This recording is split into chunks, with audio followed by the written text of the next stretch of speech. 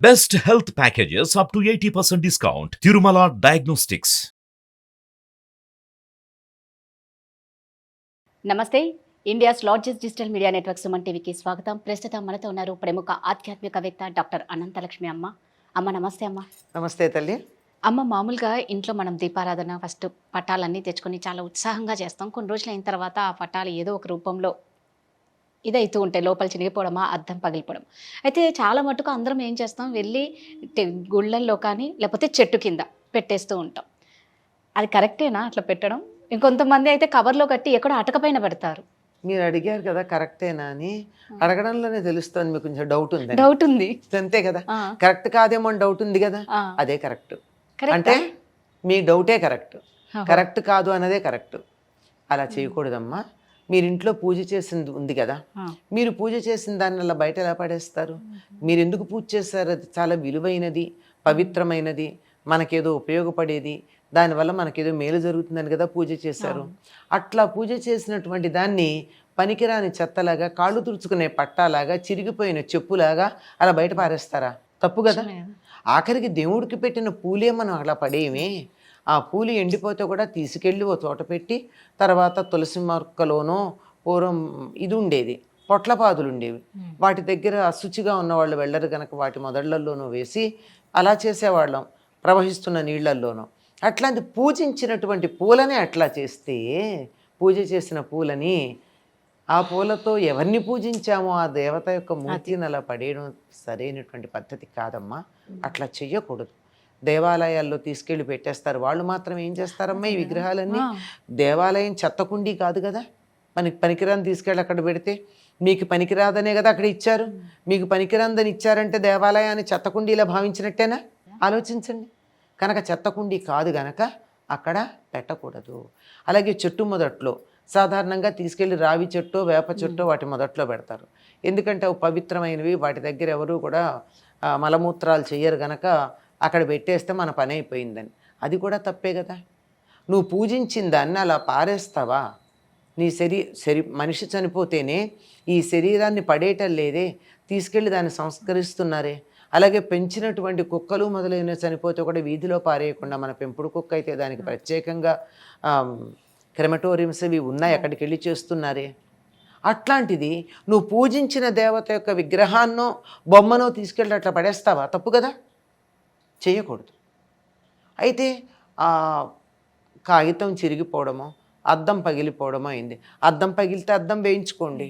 కాగితం చిరిగిపోయింది అనుకోండి, దానిని అద్దము, దానికి ఉన్నటువంటి మిగిలిన భాగాలు ఉంటాయి కదా, ఫ్రేము అలాంటివి, అవన్నీ పక్కన పడేసి ఎక్కడన్నా వాటిని కూడా కడగండి. ఒకసారి కడిగేసి దానికి ఉన్న పవిత్రతనంతా పక్కకు పెట్టిన తర్వాత దాన్ని తీసి నీళ్ళల్లో పడేయండి. ఇంట్లో నీళ్ళల్లో పారేస్తే ఓ 2 రోజులో, 3 రోజులో, 4 రోజులు అయ్యాక దాని మీద ఉన్నటువంటి ఆ చిత్రం అంతా ఏదైతే ఉందో అదంతా పోతుంది. పోయిన తర్వాత తీసుకెళ్ళి ఆ నీళ్ళని, ఆ కాగితం ముక్కని ఎవరు తొక్కని చోట వెయ్యండి. అంటే రావి చెట్టు మొదలు అట్లాంటి చోట, తొక్కని చోట వెయ్యాలి. అంతేగాని ఎక్కడ పడితే అక్కడ పడేసి అక్కడ దాన్ని మళ్ళీ అక్కడ అందరూ మలమూత్రాలు చేసేసి చెత్త పడేసి కుక్కలు పీక్కు తిని ఇట్లాంటివి లేని చోట పడేయాల్సి ఉంటుంది. మన శరీరాన్ని ఎంత పవిత్రంగా తీసుకెళ్ళి చనిపోయిన తర్వాత అగ్ని సంస్కారం చేస్తున్నారో అట్లా చేయాలి.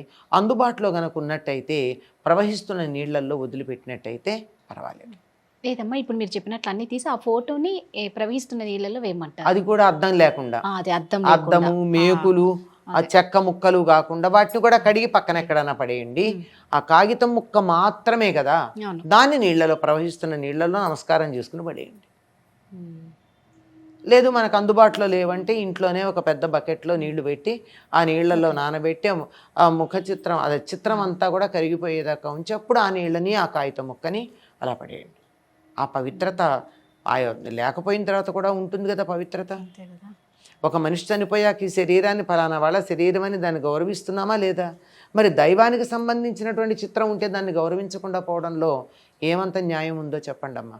మీరన్నది కరెక్టే. అన్ని గుళ్ళల్లో పెడతారు, చాలా తప్పు. గుడి వాళ్ళు మాత్రం ఏం చేస్తారు, చెప్పాక గుళ్ళల్లో పెట్టారంటే గుడిని మీరు చెత్తకుండీలా భావించినట్టు. వాళ్ళు మాత్రం ఏం చేస్తారు, దాన్ని వాళ్ళు కూడా ఏదో చేయాలి కదా. అలాగే ఇంట్లో విగ్రహాలు ఉంటాయి, మేము చాలా కాలం పూజ చేసాం, మా పిల్లలు చేయటం, మనకంతా పిల్లలు అమెరికాలో ఉండాలని కోరుకుంటాం కదా, వాళ్ళు చెయ్యరు పూజ, ఈ విగ్రహాలు ఏం చేయాలి మా తర్వాత అని చెప్పి గుళ్ళల్లో ఇచ్చేయడం.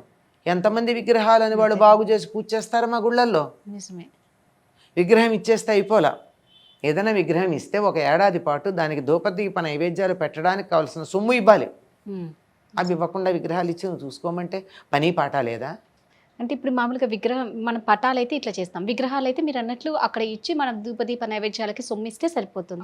ఎక్కడ చేస్తారమ్మా? ఎక్కువ మంది ఇస్తే ఎన్ని విగ్రహాలు వాళ్ళు అది విగ్రహాలు నల్లబడకూడదు, వాటిని పులికాపు చేయాలి, బాగు చేయాలి, ఎంత చేస్తారు? అసలు విగ్రహాలు పెట్టుకోకండి ఓపిక లేనప్పుడు. మీ పిల్లలు విదేశాలకు వెళ్ళాలి అనుకున్నటువంటి వాళ్ళు ఎవరైతే ఉన్నారో వాళ్ళు ఇంట్లో విగ్రహాలు పెట్టుకోకండి, పటానికి పూజ చేసుకోండి. ఏదన్నా పండగల్లో చేయాలంటే పసుపు గౌరీదేవిని వినాయకుడిని చేసి పూజ చేసుకోండి, అయిపోతుంది. మీరు అన్నట్లు దాన్ని మనం చేయగలిగితేనే ఉంచుకోవాలి. కొత్త వ్రతాలు, కొత్త నోములు మొదలు పెట్టే వాళ్ళు కూడా అదే చెప్తా, మీ తర్వాత మీ పిల్లలు ఎవరన్నా కొనసాగించేటైతే చెయ్యండి, లేకపోతే పక్కింటి వాళ్ళ ఇంట్లో చేసుకుంటే వీళ్ళు దండం పెట్టుకోండి. అమ్మ, ఇప్పుడు మామూలుగా విగ్రహాల గురించి మనం మాట్లాడుకుంటే వంశపారంపర్యంగా పూజా విధానం ఉంటుంది కదా వాళ్ళకి, అది లేనప్పుడు వంశపారంపర్యంగా ఇప్పుడు మీరు ఇందాక అన్నట్టు ఎక్కడ స్టేట్స్లో ఉంటే వాళ్ళ పరిస్థితి ఏంటి? అవును, మా తాత ముత్తాతల నుంచి వచ్చింది. మా అత్తగారు చేసుకున్నారు, వాళ్ళ అత్తగారు, ఇంకా వాళ్ళ అత్తగారు కూడా చేసిన విగ్రహాలు ఉన్నాయి, చిన్న చిన్నవి, పెద్దవి ఉండవు సాధారణంగా. అవి వచ్చాయి, నా దాకా వచ్చాయి, నేను చేశా. నాకు చేసేవాళ్ళు లేరు అనుకుందాం, పిల్లలు లేకపోవచ్చు, ఉన్నా చేసేవాళ్ళు కాకపోవచ్చు, ఈ దేశంలో లేకపోవచ్చు, అనేక కారణాలు ఉంటాయి. మరి ఏం చేయాలి వాటిని అంటే దీనికో మార్గం ఉంది. కొత్తగా పెళ్ళవుతున్న అమ్మాయిలు ఉంటారు కదా, అమ్మాయిలు అబ్బాయిలు ఎవరైనా సరే పెళ్ళయ్యే వాళ్ళకి మీకు ఎవరికన్నా పూజ చేసుకునే ఉద్దేశం ఉందా అని అడిగి, మీరు వాళ్ళు కొత్త విగ్రహాలు కొనుక్కోకుండా మీరు పూజ చేసిన విగ్రహం ఇస్తే వాళ్ళకి మంచిది. ఒక 100 ఏళ్లుగా పూజలు అందుకున్న విగ్రహం మీరు పెట్టుకుంటే మీకు మంచిదని వాళ్ళకి ఇవ్వండి, దాంతో కొంచెం సొమ్ము పెట్టి ఇవ్వండి. అది అలా చేస్తే ఏమవుతుంది, వీళ్ళు నా వంశపరంపరకి చెందిన వాళ్ళు కాకపోయినా ఈ పూజ వాళ్ళు చేసుకుంటారు ఈ విగ్రహంతో. అది ఎక్కడో పారేసి అనాథాశ్రమంలో అమ్మా నాన్నలను పడేస్తున్నాం, మరి విగ్రహాలను కూడా ఎక్కడ పడేయాలి? వాటిని కూడా అనాథాశ్రమాలు పారేస్తామా? తప్పు కదా. అందుకని అలా ఎవరైనా పూజ చేసుకుంటాము అని కుతూహలం ఉన్నటువంటి వాళ్ళకి ఇవ్వండి.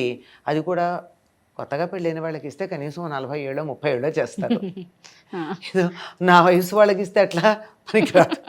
అందువల్ల కొన్నాళ్ళు చేస్తారు అని నమ్మకం ఉన్నటువంటి వాళ్ళకి అలాంటి విగ్రహాలు ఇస్తే వాళ్ళకి మంచిది. మీరు ఎంతో కాలంగా ఎన్నో సంవత్సరాలుగా పూజ చేసి ఇచ్చినటువంటి విగ్రహాలు కనుక వాళ్ళకి మేలు కలుగుతుంది, మనకు కూడా విగ్రహం పూజ లేకుండా పోతుంది అన్నటువంటి బెంగ ఉండదు. ఇదొక పద్ధతి అమ్మా. బాగుందమ్మా. మీరు అన్నట్టు ఏంటంటే పూజ ఆగిపోకుండా ఉండడం కావాలి. ఆ విగ్రహానికి ఇన్నాళ్ళు చేసాం, ఇప్పుడు లేకపోతే నిజమే. అదే చాలా చక్కగా చెప్పారమ్మా. ధన్యవాదాలు. నమస్తే అమ్మా.